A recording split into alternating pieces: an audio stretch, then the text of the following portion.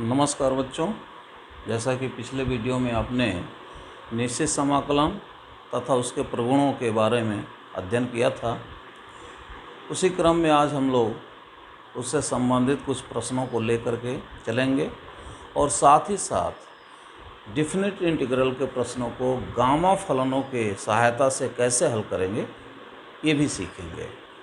तो आइए क्वेश्चन लेते हैं। जैसे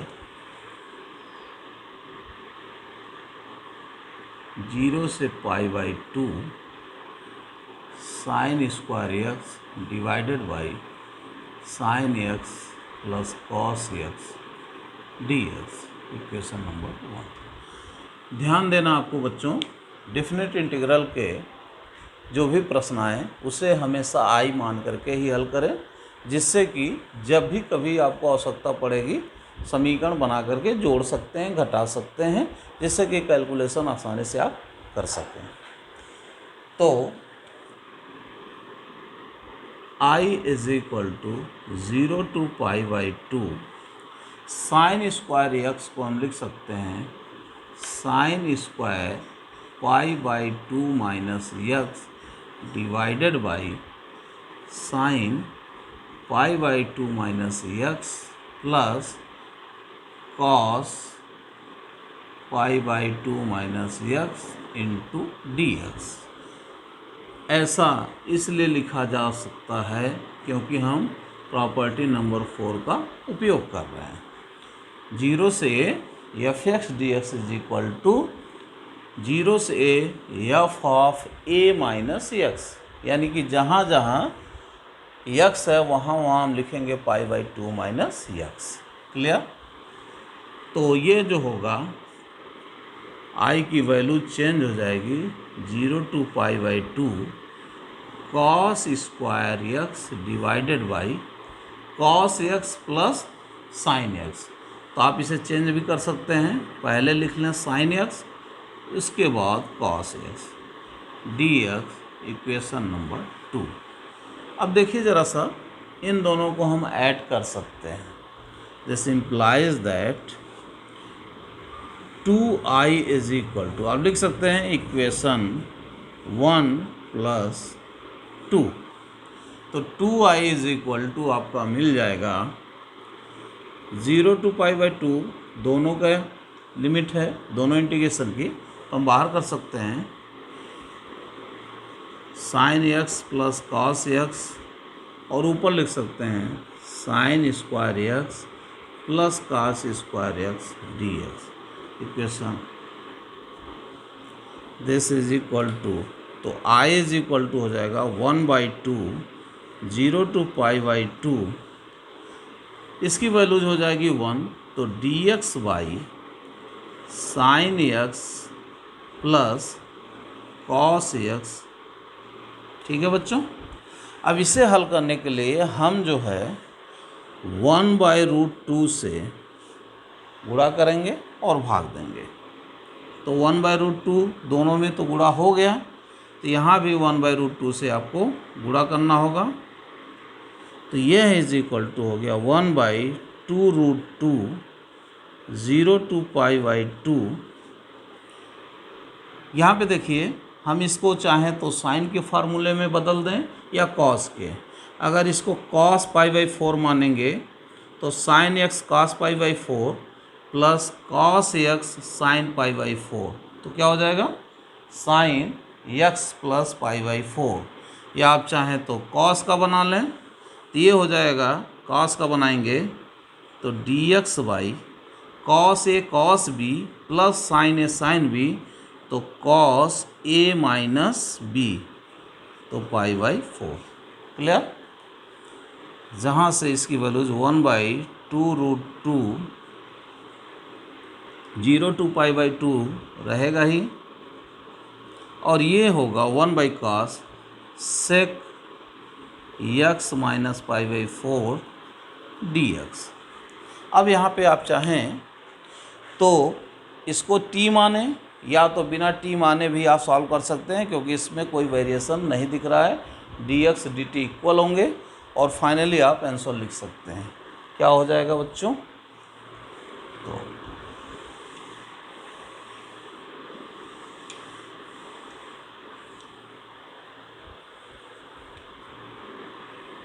आई is equal to 1/2√2 sec x का होता है लॉग सेक यक्स और ये जो है यक्स माइनस π/4 है प्लस tan यक्स तो tan यक्स माइनस π/4 और इसकी जो लिमिट है वह है 0 to π/2। क्लियर। अब इस वैल्यूज को हम पुट करें तो ये हो गया 1/2√2 लॉग, देखिए सेक यक्स माइनस π/4 तो सेक π/2 माइनस π/4 तो क्या हो जाएगा, आप लिख सकते हैं कोसेक π/4 प्लस इसकी वैल्यूज हो जाएगी कॉट π/4 और 1/2√2 लॉग कोसेक π/4 तो 1/sin π/4 तो 1/1/√2 इज इक्वल टू √2 + 1। तो ये वैल्यू जो मिली वह था 0 to π/2 sin square x dx by sin x plus cos x। इसका आंसर आया 1/2√2 log √2 + 1। बच्चों एक चीज़ ध्यान दो कि आप जब इसको चेंज किए हैं तो cos स्क्वायर एक्स आया, तो प्रश्न में cos square x dx by sin x plus cos x और लिमिट 0 to π/2 है तो भी उसका यही आंसर आएगा। इन दोनों के मान में कोई भी परिवर्तन नहीं होंगे।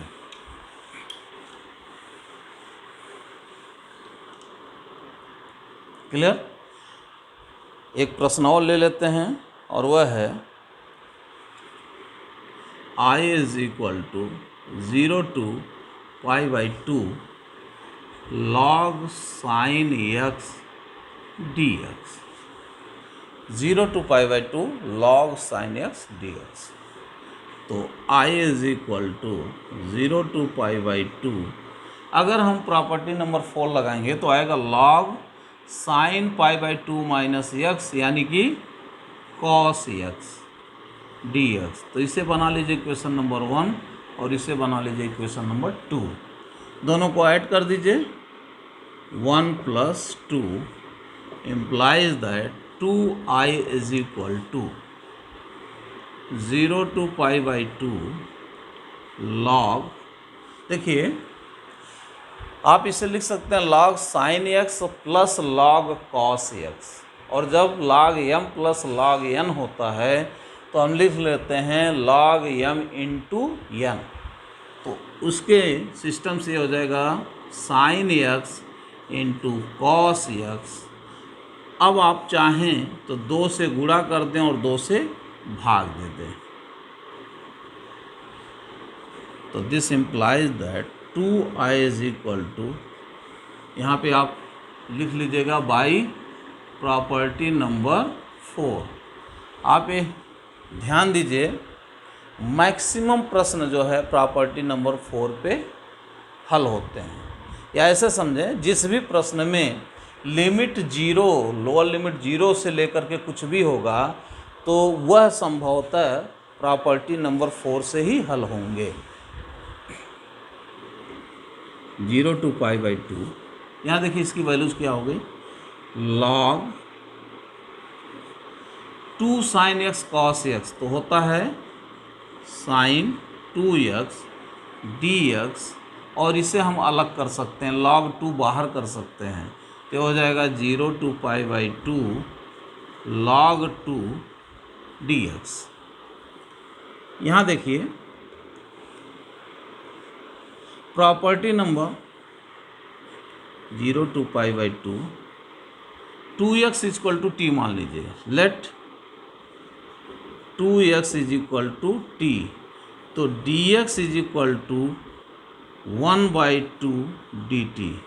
तो यहाँ पे देखिए लिमिट कैसे चेंज होगी, लिमिट जब आप रखेंगे x equal to pi by two तो ये हो जाएगा 2 into pi by two, log sine तो लॉग साइन t और dt by 2, clear, minus log 2 बाहर कर दीजिए तो अब जो आएगा dx का इंटीग्रेशन होगा x और लिमिट रखेंगे 0 to pi by 2 is equal to, अब यहाँ पे लिख सकते हैं 1/2 0 to 2 into pi by 2 log sine x dx minus यहाँ पे रखेंगे तो pi by 2 minus 0 pi by 2 आएगा तो pi by 2 log 2 base e, clear. यह जो हुआ है यह आपका है बाई प्रॉपर्टी नंबर 1। किस प्रॉपर्टी से? प्रॉपर्टी नंबर 1 से। और यहाँ पे देखिए लॉग साइन x है और यह है 0 से 2a, तो प्रॉपर्टी नंबर 6 अगर आप यूज करेंगे तो 0 से 2a f x d x equal to हम चेक करेंगे कि या तो 2 इंटू 0 से a f x d x हो जाएगा या तो 0 होगा। तो आइए देख लेते हैं फंक्शन कैसा है। F x is equal to log sine x और एफ ऑफ 2a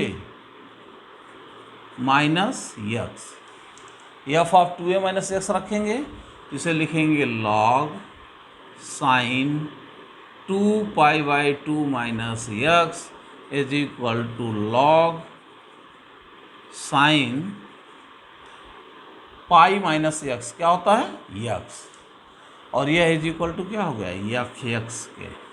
तो F of 2a minus x जो है एफ एक्स के इज इक्वल टू हो गया, इसलिए जो है हम इसे 2 इंटू 0 से a के रूप में लिखेंगे। तो 2 इंटू जो ही लिखेंगे ये कैंसिल हो जाएगा, मिल जाएगा 0 से पाई by 2 log sine x D x minus pi by 2 log 2 base e, और यह जो था 2i की वैल्यूज़ थी। लेकिन यहाँ पे प्रॉपर्टी नंबर 6 जो भी प्रॉपर्टी यूज करेंगे आप डेफिनेट इंटीग्रल में उसे आप ज़रूर लिखें कि कौन सी प्रॉपर्टी हम यूज किए हैं, या अगर ये भूल जाते हैं कि कौन सी है, फर्स्ट है, सेकंड, थर्ड है, तो आप जो प्रॉपर्टी है उसे लिख करके कि इस प्रॉपर्टी के द्वारा इस सूत्र की सहायता से ऐसा भी दिखा सकते हैं। तो आइए देखते हैं आगे ये क्या हल होकर के मिलेगा। यहाँ पे ध्यान दें तो ये i के इक्वल है। क्या है ये? i। इसको इधर ले आइए तो i is equal to minus pi by 2 log 2 base e, ये आपका फाइनल आंसर होगा। अब यहाँ पे एक महत्वपूर्ण बात यह है कि जब भी कभी ये प्रश्न देगा तब आप पूरा इस प्रकार से हल करेंगे और इसकी वैल्यूज़ को फाइंड आउट करेंगे।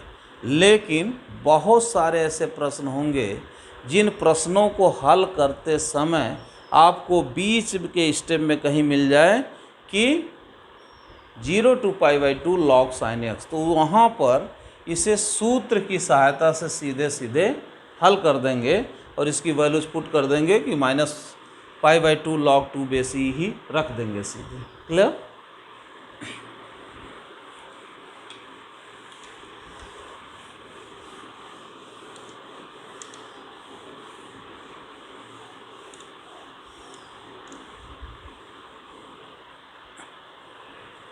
अब जो है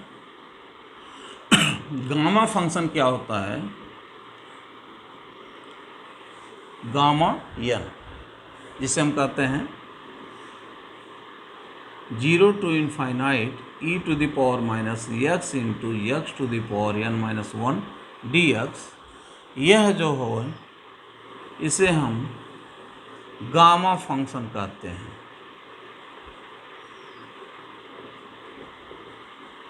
और इसे हम गामा n के रूप में निरूपित करते हैं।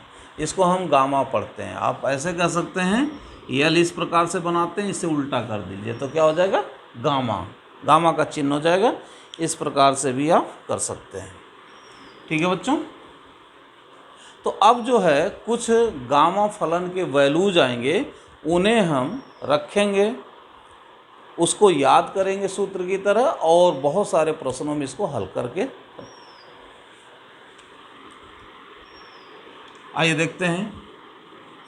गामा 1 = 1 होता है। अब ये सारे वैल्यू जो है सिविल और आर्किटेक्चर के बच्चों को छोड़ करके, क्योंकि वो थर्ड सेमेस्टर में मैथ नहीं पढ़ते हैं, इसलिए जो है उनको नहीं पता चल पाएगा कि कहाँ से प्रूफ होता है। बाकी सभी ब्रांच के बच्चे जो कि थर्ड सेमेस्टर में मैथ पढ़ते हैं, वहाँ पर ये सभी डिराइव करके देखेंगे। क्लियर।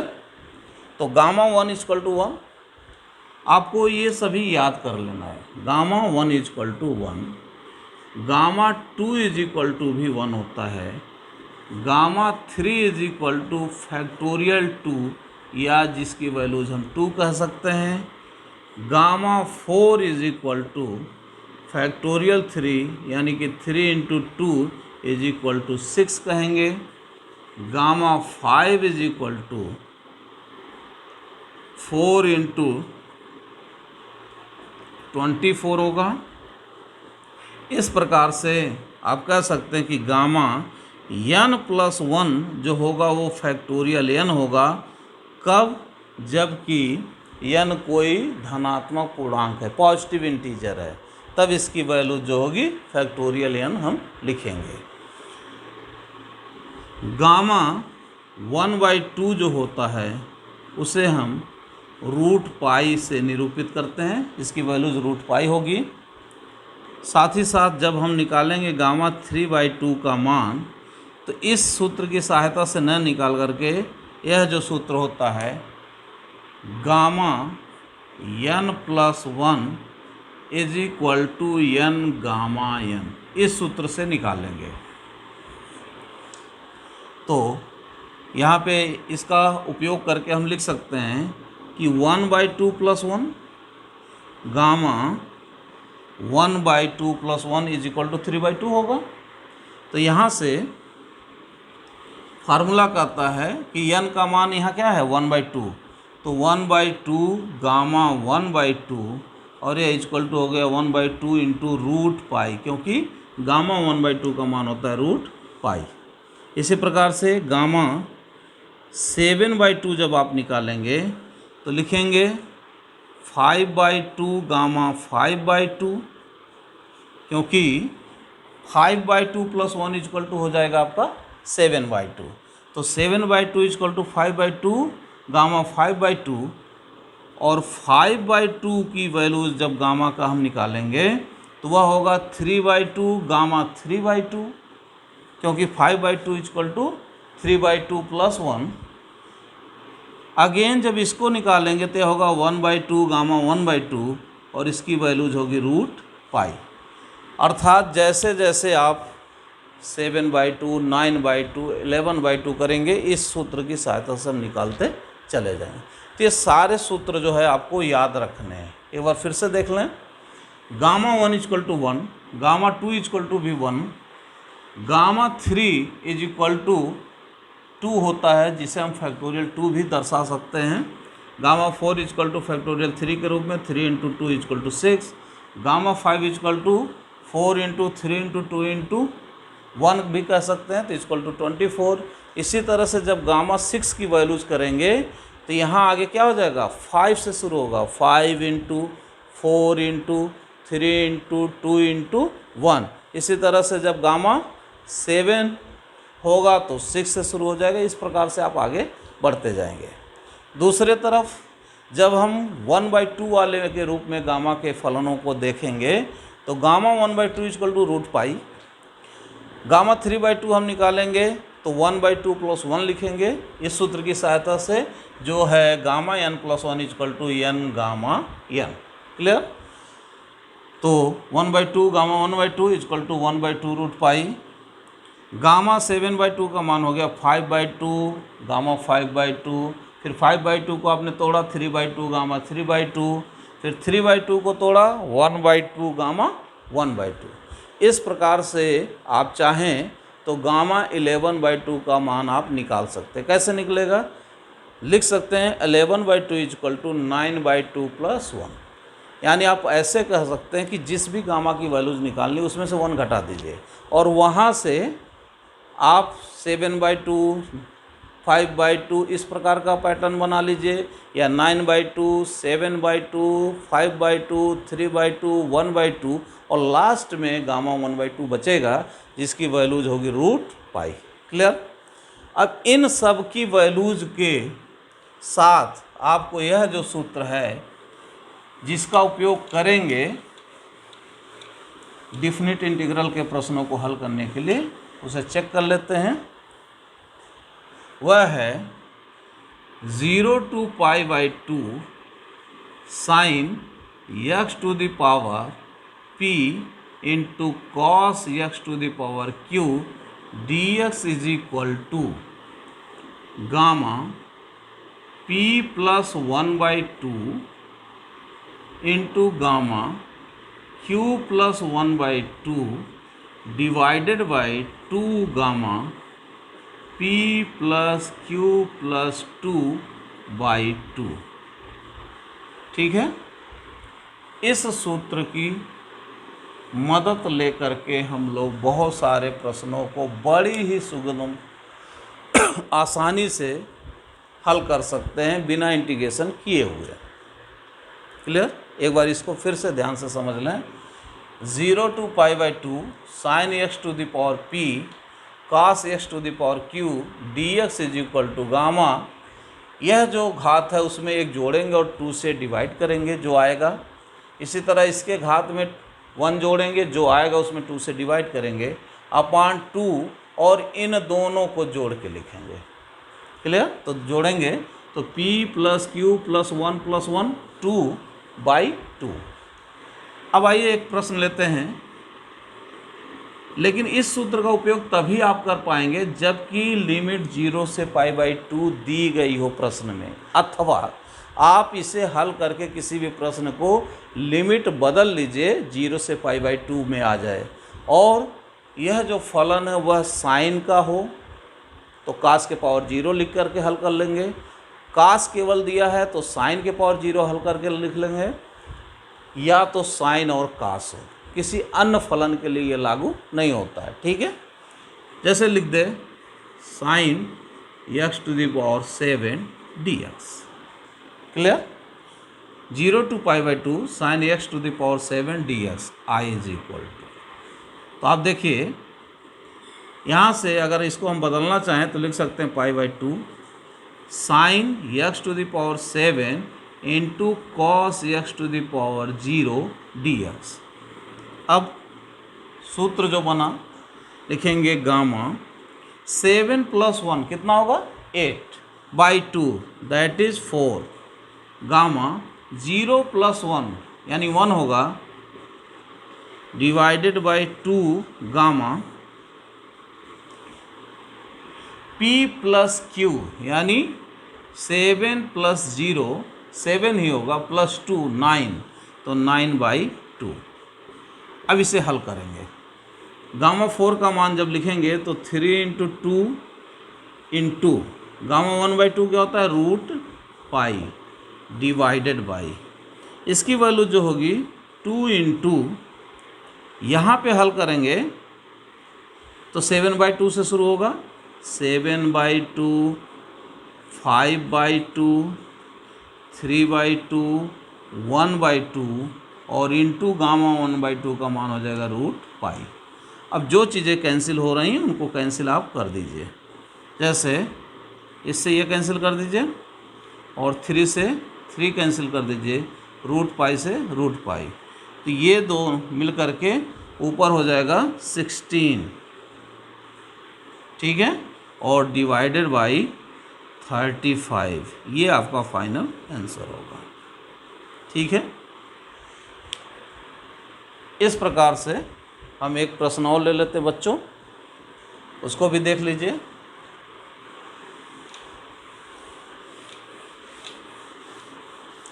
सबसे पहले आप इस सूत्र को जो गामा को हल करने के लिए लिया गया है किसी भी इंटीग्रेशन के लिए, यह सूत्र याद होना चाहिए। और दूसरा, गामा के जो मान आपको लिखे गए थे वो याद होना चाहिए, जिससे जब गामा में बदलें तो उन मानों को आप रख सकें। क्लियर? तो एक प्रश्न और ले लेते हैं, और वह है 0 से π/2 sin x cos cube x dx। तो सिंपली है, p इज इक्वल टू क्या है यहाँ पर 1 और q इज इक्वल टू 3। तो गामा p प्लस 1 तो 2/2, gamma 3 plus 1 4/2 divided by 2 gamma 1 plus 3 4 plus 2 यानी 6/2। अब इसको सिंपली हल कर लीजिए। गामा 1 का मान होता है 1 इंटू गामा 2 का मान भी होता है 1 डिवाइडेड बाई 2 इंटू गामा 3 का मान क्या होता है 2 इज इक्वल टू 1/4। ये आंसर हो गया। तो आप देख रहे हैं कि इस तरह के इंटीग्रेशन को हम गामा फलन की मदद से बहुत ही आसानी से हल कर पा रहे हैं। तो मुझे उम्मीद है बच्चों आप बहुत ही अच्छे ढंग से समझे होंगे और इसके सारे प्रश्नों को हल कर लेंगे। किसी भी प्रश्न में अगर डेफिनेट इंटीग्रल में यक्स कहीं पे ऊपर पे आ रहा है तो हमेशा प्रॉपर्टी नंबर 4 यूज करके पहले यक्स को हटा दीजिए, यक्स कैंसिल हो जाएगा, बाकी तब जा कर के हल करिए, वो आसानी से हल हो जाएंगे। तो मिलते हैं नेक्स्ट वीडियो में, तब तक के लिए थैंक यू।